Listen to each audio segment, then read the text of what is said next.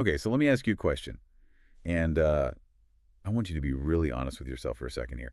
Have you ever hit that moment where maybe you're sitting in a meeting you've been in 1,000 times before, listening to the exact same arguments? Or maybe you're just driving home in the dark. Yeah, exactly. Staring at the taillights in front of you. And you suddenly realize you are just completely exhausted. And just to clarify, we aren't talking about like a simple, I need a coffee kind of exhausted, or even a, I need a week in the Bahamas exhausted. No, not at all. We are talking about a deep soul level exhaustion, a real heaviness in your chest. And when you actually take a minute to dig into it, to figure out why you feel like you've run a marathon when you've just been sitting at a desk all day, Mhm. you realize it's coming from one specific thing. You're tired of constantly trying to prove you belong in the room. That is such a specific and heavy feeling. It's the sensation of constantly auditioning for a life you are already living. You have the job, you have the title, the relationships, but your internal operating system is still running on, please pick me. Auditioning for your own life. Yeah. Yes, that is exactly it. And that is the core theme of the deep dive we are doing today. We are unpacking a blog post that I think is really going to resonate deeply with everyone listening. It's titled, "You Don't Need to Prove Anything Anymore." Just hearing that title makes you want to drop your shoulders a couple of inches, doesn't it? It feels like permission. It really does. So the author is Carrie Masati. And I have to tell you, her bio alone set the tone perfectly for me. She introduces herself as a lifestyle encourager, a confidence catalyst, and, wait for it, a sparkle coach for women ready to shine. I love that so much. Sparkle Coach. It sounds fun, and it is, but I think it's almost a bit of a Trojan horse. Because if you see Sparkle Coach, you might expect surface level affirmations or just think happy thoughts. But if you actually read the text, she is dealing with some really deep fundamental identity work here. She's not just throwing glitter on a problem, she's asking you to inspect the very foundation of your self-worth. Exactly. The vibe is very warm, very reflective, but there's this great undercurrent of sass. It's like a heart-to-heart chat with your smartest girlfriend who isn't afraid to call you out on your nonsense because she loves you. And she's targeting a very specific demographic and a specific moment in life. She mentions that this realization often hits women somewhere after 40. It's this moment where the external The reality, success, the stability. right, the success, that external reality and the internal reality are totally out of sync. Let's unpack that disconnect Yeah. because she calls it a quietly exhausting realization.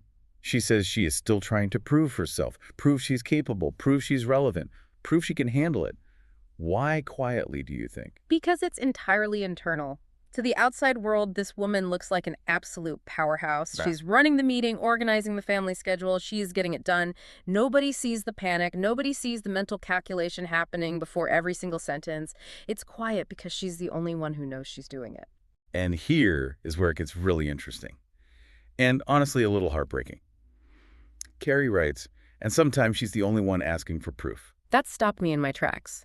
The idea that everyone else in the room is like, yeah, she's got this, she's the expert, and you are the only one sitting there sweating, thinking, I hope they don't find out I'm a fraud. It's the classic paradox of high achievers, isn't it?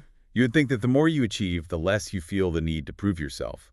But often the exact opposite happens. The stakes get higher, the rooms get bigger, and that little voice in your head gets louder asking, do I really belong here? I think it's, well, I know it's because we attach our worth to the doing rather than the being. So the more we do, the more we feel we have to do to maintain that status. It's a treadmill that never stops unless you decide to get off. So Carrie comes in with what I'm calling the reality check. Yeah. She basically grabs the reader by the shoulders and says, look at the facts. She really does. She contrasts the listener with their younger self to show just how irrational this insecurity is.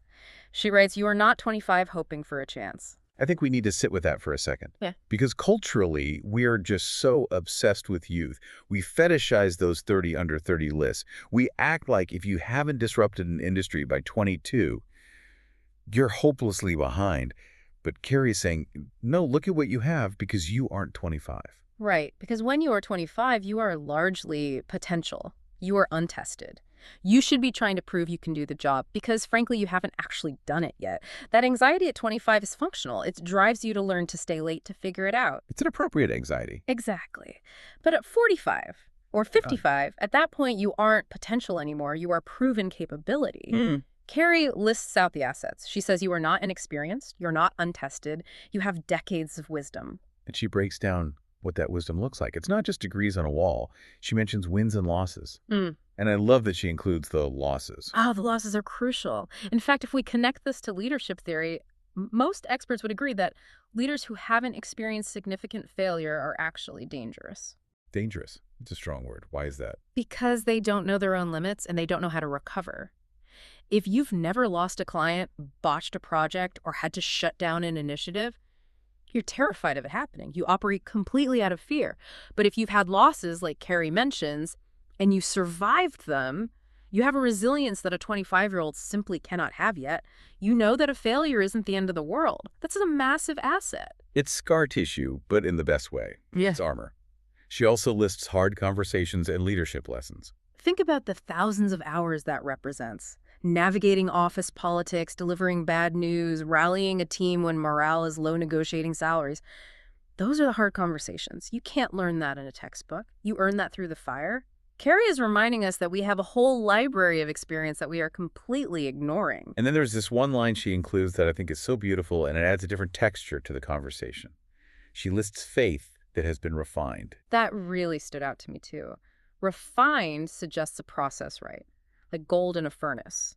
It implies heat and pressure. It means your confidence isn't just a shallow believe in yourself sticker you bought at the store. It's a deep, perhaps spiritual trust that has been battered by life and has come out stronger.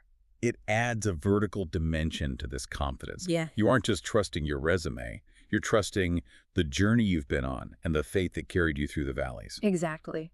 It's knowing that you've been through the ringer and you're still standing that gives you a groundedness that hustle just can't replicate. So we have this mountain of evidence. We have the resume, the scars of the wins, the faith, we have the goods. So why are we still acting like rookies? Why are we still waiting for someone to give us permission? Because, as Carrie puts it so bluntly, we're still seeking validation. It's the trap. It is the ultimate trap. We have become addicted to the dopamine hit of someone else telling us we are good. We are still looking for a teacher to give us a gold star. We've been conditioned since kindergarten that success means someone else approving of our work. And Carrie calls us out on the specific behaviors that show we are in this trap. And I have to say, this part was a little painful to read because I saw myself in it. It was like she was reading my diary. Which one was the mirror for you? She says we explain ourselves too much. Ah, the over-explanation. I do this all the time. I'll make a decision, a perfectly valid decision that is within my authority to make.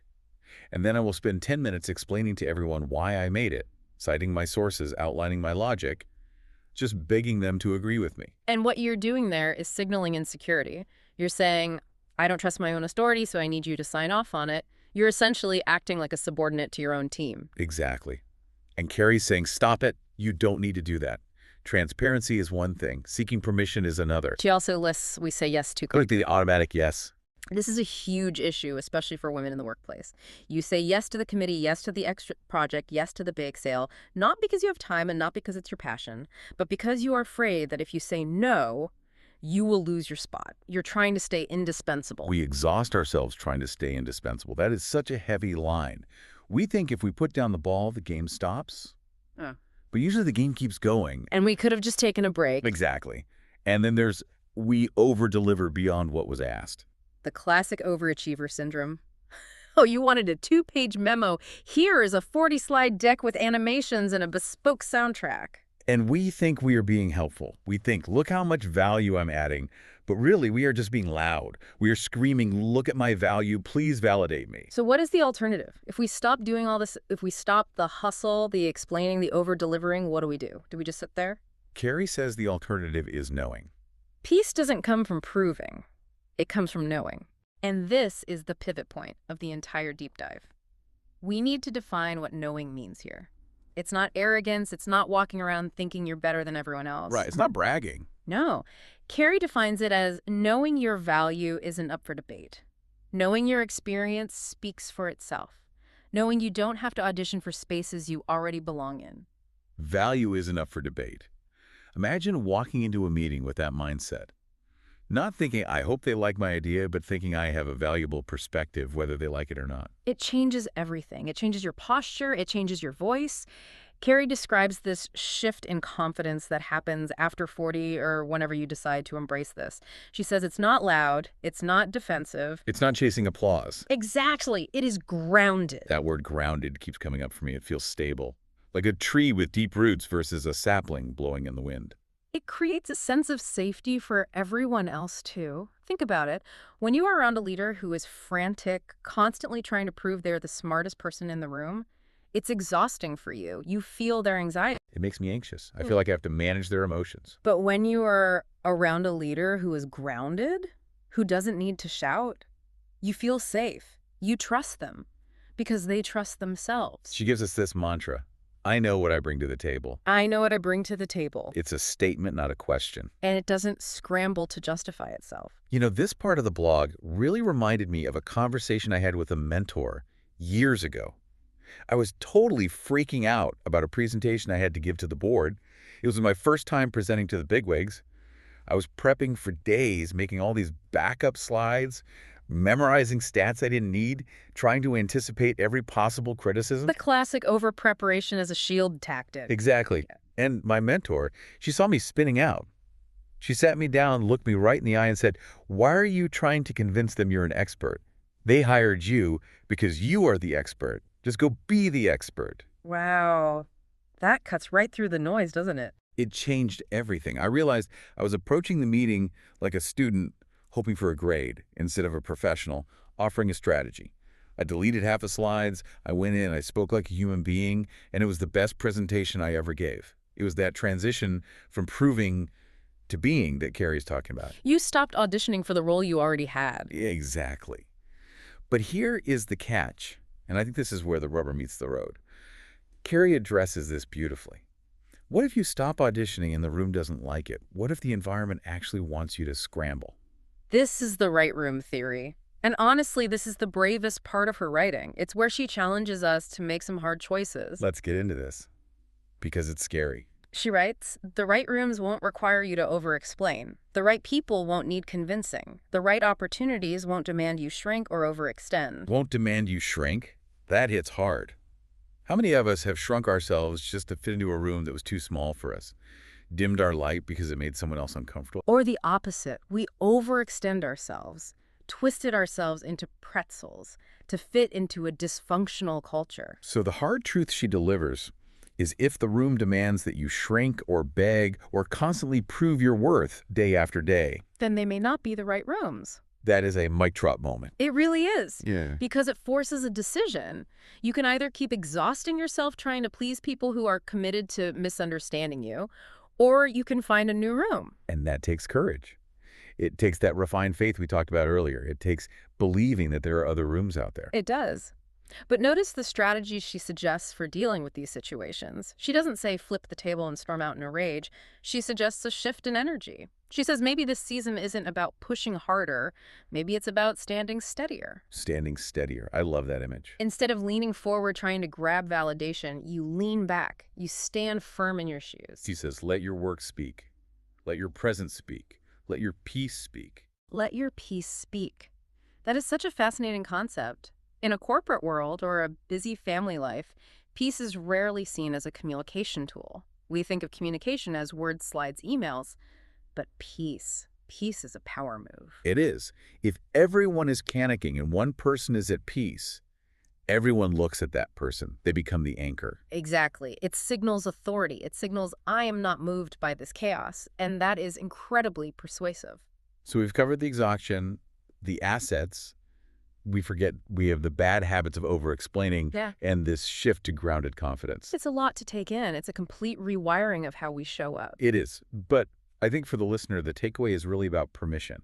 Carrie is giving you permission to stop running on the treadmill. She ends with this beautiful simplicity. You don't need to prove anything anymore. You just need to be. And that is powerful. Just be. It sounds so passive, doesn't it? Just be. Right. But as we've discussed, it's actually the most active, powerful thing you could do. It takes more strength to just be than it does to run around frantically. It takes strength to tolerate the silence. It takes strength to let your work stand without an apology attached to it.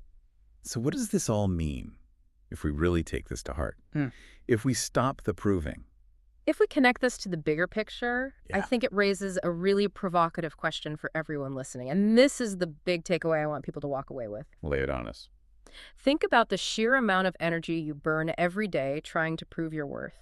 The mental calories spent rereading emails 3 times before sending, the emotional toll of worrying what people think, the physical energy of overworking. It's massive. It's like leaving the lights on in the whole house all night, every night. Right, so if you flip that switch, if you stopped using your energy to prove and you reclaimed it, what could you build with that energy instead? Oh, wow. That puts it in perspective. What projects have you been putting off because you were too tired? What relationships could you deepen? What creativity could you unleash if you weren't using all your fuel just to justify your existence? That is the question to carry with you this week. What would it look like to build instead of prove? I think Carrie really nailed this point. The shift from pushing to standing isn't just self-care.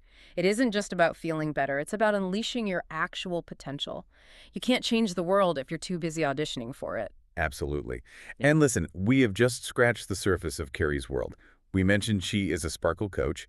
And if you like this, if you felt that little ping of recognition, you need to see the rest of her toolkit. She shares reflections like this every Saturday inside the Sparkle Lounge. And frankly, considering how heavy the world can be, I think we could all use a little more sparkle and a little less grinding. Amen to that. You can read the full blog and discover more of Carrie's favorites and Sparkle tools at thesparklelounge.com. That's thesparklelounge.com. It's a great resource to help you find those right rooms we talked about. So, to everyone listening, take a deep breath. Look at your resume, the real one, with the losses and the faith and the wisdom. And remember, the audition is over. You got the part. You don't need to prove anything anymore. Thanks for diving in with us. We'll see you next time.